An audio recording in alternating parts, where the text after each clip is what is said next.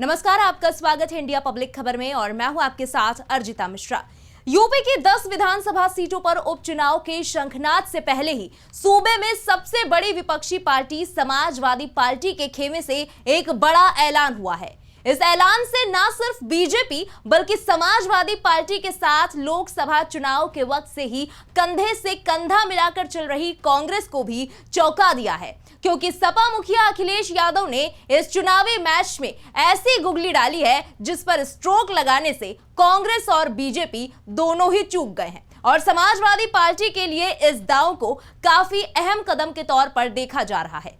हरियाणा और जम्मू कश्मीर विधानसभा चुनाव के नतीजों को लेकर आज सभी पार्टियों के भविष्य की तस्वीर साफ होने के साथ ही हर किसी का पूरा फोकस यूपी उपचुनाव पर हो जाएगा। कहा भी जा रहा है कि चुनाव आयोग नवंबर में उपचुनाव की तारीखों का ऐलान कर सकता है। हालांकि यूं तो सभी पार्टियों ने इसको लेकर प्रत्याशियों के नामों के ऐलान के साथ साथ लगभग सभी तैयारियां भी पूरी कर ली है, लेकिन सपा और कांग्रेस में सीट शेयरिंग को लेकर छिड़े मतभेद की खबरों के बीच अब सपा के एक नए ऐलान से कांग्रेस से लेकर बीजेपी तक की नींदें उड़ गई हैं, क्योंकि जिन 10 सीटों पर उपचुनाव होने हैं उनमें से एक सीट पर सपा ने अपना ऐसा खिलाड़ी उतार दिया है जिससे सपा के विरोधियों को बड़ा झटका लगा है।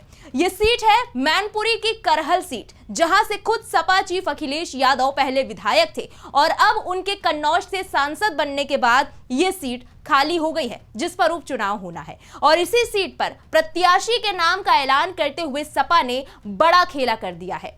असल में हाल ही में सपा सांसद और पार्टी के राष्ट्रीय महासचिव प्रोफेसर रामगोपाल यादव करहल में आयोजित सपा के दिवाकर समाज सम्मेलन में शामिल होने पहुंचे।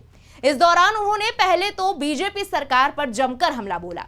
उन्होंने कहा कि बीजेपी सरकार ने दलितों और पिछड़ों का आरक्षण छीनने का काम किया है। जब से देश में भाजपा सरकार आई है, किसी दलित को सरकारी नौकरी नहीं मिली है। बाबा साहब भीमराव अंबेडकर के बने कानून के विपरीत भाजपा सरकार चल रही है। साथ ही रामगोपाल यादव ने जनता से अपील करते हुए यह भी कह दिया कि अब की बार तेज प्रताप को भारी मतों से जिताइए, जिसके बाद अब ये तय माना जा रहा है कि अखिलेश यादव की खाली की गई इस करहल सीट से अब अखिलेश यादव के भतीजे और लालू प्रसाद यादव के दामाद उपचुनाव में ताल ठोकेंगे। यहां आपको बता दें कि तेज प्रताप यादव को समाजवादी पार्टी ने लोकसभा चुनाव 2024 में कन्नौज सीट से उम्मीदवार बनाया था, लेकिन लास्ट मोमेंट पर सपा सुप्रीमो और करहल से विधायक अखिलेश यादव इस डिसीजन को सियासी गुगली साबित करते हुए कन्नौज से खुद मैदान में उतर गए। लोकसभा चुनाव में जीत दर्ज करते हुए अखिलेश यादव संसद पहुंचे और विधायक पद से इस्तीफा दे दिया। वहीं बीते कई महीनों से इस विधानसभा क्षेत्र में तेज प्रताप सिंह यादव की सक्रियता भी काफी चर्चा में रही है। ऐसे में सपा मुखिया अखिलेश यादव के सांसद बनने के बाद खाली हुई करहल विधानसभा सीट पर सपा ने यादव परिवार के एक अहम सदस्य तेज प्रताप यादव को चुनावी मैदान में उतारकर चुनावी लड़ाई को और भी दिलचस्प बना दिया है। इससे पहले 2022 के विधानसभा चुनाव में करहल से सपा उम्मीदवार अखिलेश यादव ने बीजेपी के प्रोफेसर एसपी सिंह बघेल को हराकर जीत दर्ज की थी। इस चुनाव में अखिलेश यादव को 1,20,284 वोट मिले, जबकि एसपी सिंह बघेल को महज 59,869 वोट से संतोष करना पड़ा। हालांकि बीजेपी की बात करें तो साख का सवाल बन चुके इन उपचुनावों को लेकर सत्ताधारी बीजेपी भी कोई चूक नहीं होने देना चाहती। इसको लेकर सीएम योगी आदित्यनाथ खुद लगातार बैठकें करके तैयारियों का जायजा लेते हुए जरूरी निर्देश भी जारी कर रहे हैं। इसी कड़ी में यूपी उपचुनाव के लिए बीजेपी ने हर सीट पर 3-3 प्रत्याशियों का पैनल तैयार किया है। हाल ही में मुख्यमंत्री योगी आदित्यनाथ ने उपचुनाव की तैयारियों पर चर्चा के लिए एक बैठक की। इस बैठक में उप मुख्यमंत्री केशव प्रसाद मौर्य और ब्रजेश पाठक, यूपी बीजेपी अध्यक्ष भूपेंद्र चौधरी, संगठन सचिव धर्मपाल सिंह समेत अन्य वरिष्ठ पदाधिकारी भी मौजूद रहे।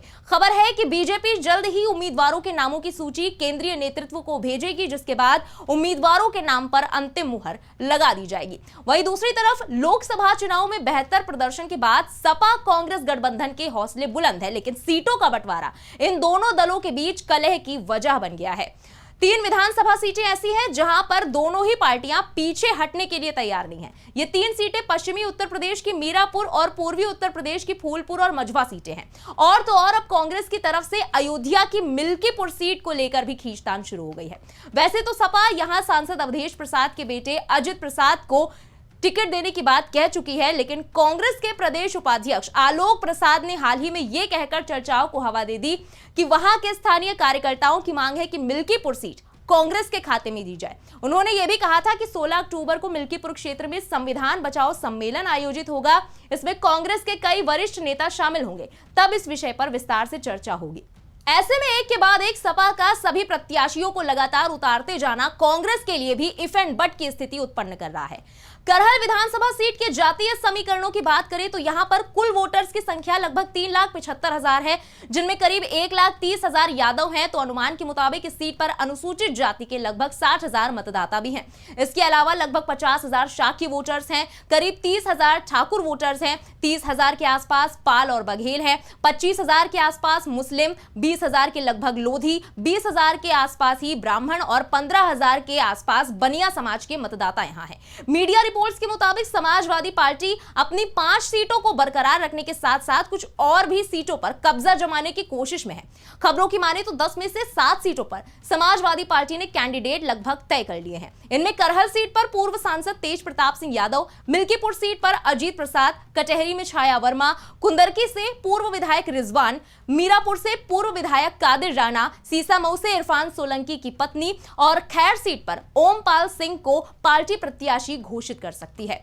आपको यहां याद दिला दें कि जिन 10 विधानसभा सीटों पर उपचुनाव होने हैं, 2022 के विधानसभा चुनाव में इनमें से 5 Samajwadi party, 3 BJP, 1 Nishad party और 1 आरएलडी ने जीती थी। करहल से सपा विधायक अखिलेश यादव, मिल्कीपुर से सपा विधायक अवधेश प्रसाद, मुरादाबाद की कुंदरकी से सपा विधायक जियाउर रहमान, अंबेडकर नगर की कटहरी से सपा विधायक लालजी वर्मा, गाजियाबाद सदर से बीजेपी विधायक अतुल गर्ग, फूलपुर से बीजेपी विधायक प्रवीण पटेल, अलीगढ़ की खैर सीट से बीजेपी विधायक अनूप प्रधान, मुजफ्फरनगर की मीरापुर सीट से आरएलडी विधायक चंदन चौहान, मिर्जापुर की मझवा से निषाद पार्टी विधायक विनोद कुमार सिंह लोकसभा पहुंच गए हैं। इसके अलावा कानपुर की सीसामऊ विधानसभा सीट से भी चुनाव होना है, क्योंकि यहां से सपा विधायक इरफान सोलंकी को 7 साल की सजा हो चुकी है और उनकी विधायकी चली गई है। बहरहाल तेज प्रताप सिंह यादव का नाम समाजवादी पार्टी के उम्मीदवार के रूप में सामने आने के बाद अब करहल विधानसभा सीट पर उपचुनाव को लेकर हलचल तेज हो गई है। यह सीट सपा के लिए इसलिए भी काफी अहम मानी जा रही है